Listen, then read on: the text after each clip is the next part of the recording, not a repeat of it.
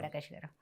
So Telangana రాజకీయాలకు ముందు అంటే ఎలక్షన్స్కి ముందు మనం మాట్లాడుకున్నాము, ప్రభుత్వం ఏర్పడుతుంది, ఎలా ఉండబోతోంది, వాటి పనితీరు, ఇవన్నీ రకరకాలుగా మాట్లాడుకున్నాం కాబట్టి అయిపోయింది. కాంగ్రెస్ గవర్నమెంట్ ఏర్పడింది, ప్రజలు కాంగ్రెస్ ప్రభుత్వానికి పట్టం కట్టారు కాబట్టి ముఖ్యమంత్రిగా రేవంత్ రెడ్డి గారు ప్రమాణ స్వీకారం చేశారు. సో ఓవరాల్గా ముందు పార్టీ గురించి మాట్లాడుకుందాం.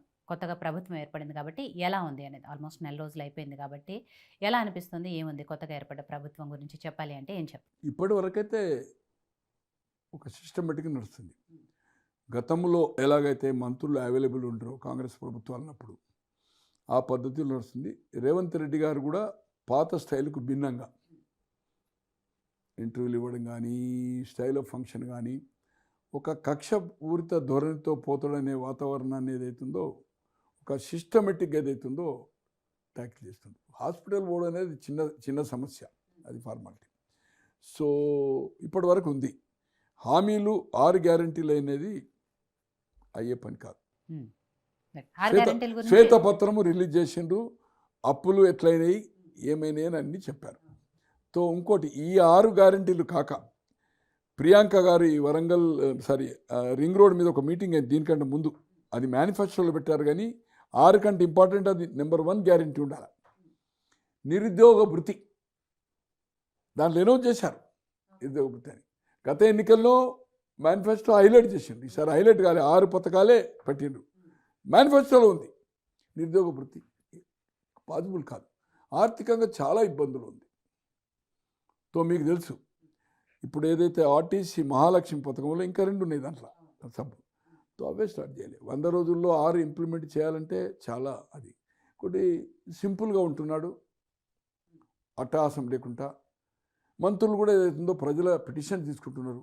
పిటిషన్స్ 1.5 ఎంతో వచ్చినాయి.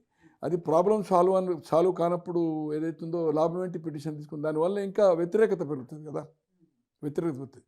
జిల్లాలు దాన్ని ఓటింగ్ ప్యాటర్న్ మీద ఏం ప్రభావం పడుతుంది, ఏం ఉద్యమాలు జరుగుతాయి. కానీ ఒక కమిషన్ వేసి ఎలక్షన్ డిలిమిటేషన్కి ఏదైతే ఒక అటానమస్ టైప్ కమిటీ వేసి ఏది చేస్తుండో 33 జిల్లాలు మాత్రం అది శాస్త్రీయంగా లేదు. 25కు 27 జిల్లాలు ఏమి చేసిండు. కాన్స్టిట్యున్సీకి ఒకటి న్యాయంగా ఏ జిల్లా ఏది నేను క్రిటిసైజ్ చేసుకోలేదు.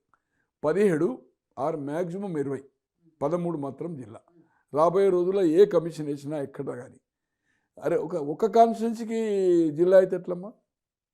ఇంకోటి, ఒక నియోజకవర్గంలో ప్రాతినిధ్యం వచ్చే ఎమ్మెల్యే రాజకీయ కారణాల కోసము మూడు జిల్లాలకు ఏర్పారేస్తే 3 జిల్లాలకు ఎమ్మెల్యే ఎట్లా క్యాన్సిల్ చేయాలండి?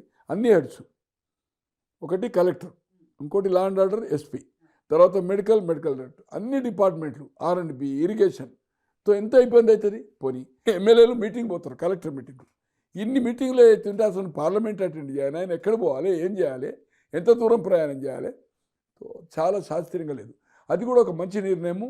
ఇతను కూడా ఒక డిలిమిటేషన్కి ఎట్లయితే కమిటీ వేసిండో ఆ పద్ధతిలో వేయడం అనేది సరి అయిన నిర్ణయం, 100% సరి అయిన. ఇంకోటి, నిరారం అంటే ఖర్చులు తక్కువ చేసుకుంటాము, తర్వాత అంత అట్టహాసం చేయొద్దు, ట్రాఫిక్ చేయొద్దు అని అన్నారు. ఒక విషయాన్ని నేను చెప్పవలసి వస్తుంది, దీన్ని క్రిటిసైజ్ అనుకున్నా ఏదైనా. దేశంలో ఎక్కడ విప్పులకు ఏదైతుందో క్యాబినెట్ ర్యాంక్ లేదు. విప్స్ ఉంటారు కదా, చీఫ్ విప్పుకుంటారు. దేశంలో ఎక్కడ ఏ స్టేట్లో ఆ విప్పులన్నీ ఇప్పుడు 4 ఏమో అపాయింట్ చేశారు. వాళ్ళు 7 + 4 11 చేశారు. 7 అసెంబ్లీలో చేశారు, అక్కడ 4 చేశారు. ఉమ్మడి రాష్ట్రంలో లేదు. దేశంలో పార్లమెంట్లో 543 స్థానాలు. మధు యాష్కి అనే విప్పుండే, నో కార్. పార్లమెంట్ పోతే ఒక రూమ్ ఉంటుంది, రూమ్లో ఒక ఫోన్ ఉంటుంది, వాళ్ళ అసిస్టెంట్ వస్తారు అంతే, మళ్ళీ సపరేట్ ఏముండదు. అటువంటిది ఇక్కడ ఒక క్యాబినెట్ ర్యాంక్ ఇచ్చి వాళ్ళకేం పని ఉండదమ్మా. దేర్ ఇస్ నో పని, నో ఫైలు, ఓన్లీ అసెంబ్లీ. అది కూడా ఇప్పుడు డైరెక్ట్గా వాళ్ళు ఏదో చిట్టీలు తీసుకొని ఆ కాంబినేషను టైం మెచ్చేది.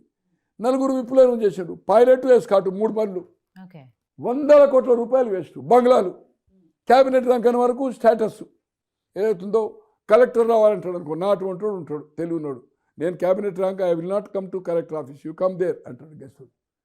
ఎట్లా ఇది? ఒకసారి వేరే స్టేట్స్కి పంపి నిజంగానే రేవంత్ రెడ్డి గారికి తను ఎట్లయితే సింపుల్గా ఉన్నాడో, ఇలా 4 విప్పులు ఏదైతుందో కదా, ఓన్లీ చీఫ్ విప్స్ ఒక 2, నో ఎస్కాట్స్ అనేది ఏదైతుందో, ఇది కేసీఆర్ సంస్కృతి. సపోజ్ జిల్లాల టూర్ పోతారనుకోండి, టూర్ పోయినప్పుడు ఏ పోలీస్ స్టేషన్ ఎక్కడైతే బార్డర్ ఉంటుందో ఆ పోలీస్ స్టేషన్ వెహికల్ వస్తుంది, మళ్ళీ ఆ బార్డర్లో ఇంకో పోలీస్ వెహికల్ ఉంటుంది ఒక్కటి. ఇప్పుడు హైదరాబాద్ నుంచి మళ్ళీ లోకల్ ఎక్కడ ఎన్ని జిల్లాలు టచ్ అయితే అన్ని జిల్లా బార్డర్, ఎన్ని కాన్స్టిట్యూన్సీ టచ్ అయితే మళ్ళీ అక్కడ 2 వెహికల్, 5 వెహికల్ అంటే దీని ఫ్యూయల్, దీని ఎక్స్పెండిచర్ ఎంత కావాలమ్మా? ఇక ఎమ్మెల్యేస్ అంటే ఇప్పుడు అయిందా లేదా తెలియదు. పోయినసారి అయితే దౌర్భాగ్యం, ఎమ్మెల్యే ఉన్నాడంటే ఏ మండలం పోతే ఆ మండలం ఆ ఎస్ఐ ఏదైతుందో బండి వేసుకొని కారు వేసుకొని ఈయనబడే తిరగాలి, రోజు ఇంటింటికి తిరుగుడైన ఎమ్మెల్యేలు. ఈ సంస్కృతిని ఏదైతుందో రేవంత్ రెడ్డి గారు సంస్కరించవలసిన అవసరం ఉంది. పార్లమెంట్లో ఈరోజు విప్పు లేదండి. కాంగ్రెస్ జమాన్లేమో ఏం ఫెసిలిటీ ఇయ్యలే, విప్పును అపాయింట్ చేశారు. ఈరోజు బీజేపీ విప్పే లేదు అఫీషియల్గా, పార్టీ విప్ మాత్రమే, విప్ చేయలేరు, ఏ రాష్ట్రము లేరు. సో ఇది తక్కువ చేసుకోవాలి. ఇటువంటి ఎక్స్పెండిచర్ని ఈరోజు లోటు బడ్జెట్ ఉంది కనుక ఇన్కమ్ని ఎట్లా జనరేట్ చేసుకోవాలి, ఖర్చులను ఎలా తగ్గించుకోవాలి. ఇప్పుడు 4 అయినా ఇంకో అకామిడేషన్కి ఇంకో 2 చేసే అవకాశం ఉన్నది. తర్వాత కౌన్సిల్లో 3, 4 చేసింది. అసలు ఉమ్మడి రాష్ట్రానికే లేవు కదమ్మా కాంగ్రెస్ ప్రభుత్వం ఉన్నప్పుడు. 2004 నుంచి 2014 వరకు ఉంది. 78లో సురేంద్రరావు గారు నా ఫ్రెండ్, ఇప్పుడు బతుకున్నాడు, మీకు ఫోన్ దీని అయిన తర్వాత ఇమీడియట్ చేద్దాం. నో ఫోన్ నో వెహికల్ అమ్మా, ఓన్లీ అసెంబ్లీకి వస్తే ఆ చీఫ్ విప్ రూమ్లో కూర్చుంటారు అంతే. అజీజ్ అని ఉంటే అప్పుడు అతనికి చీఫ్ విప్గా ఒకని కార్ అంతే ఓన్లీ. ఆయన క్యాబినెట్ ర్యాంక్ ఇచ్చారు, మొదట్లో లేకుండే అనుకోండి. విప్స్కు ఈ కాంగ్రెస్ ప్రభుత్వంలో కూడా లేవు, మంత్రులకు లేవు ఎస్కాట్స్ పైలట్స్. ఈ సంస్కృతి ఎవరు చేశారు? నక్సలైట్ ఎజెండానే ఆయనే బుల్లెట్ ప్రూఫ్ పెట్టిండ్రు.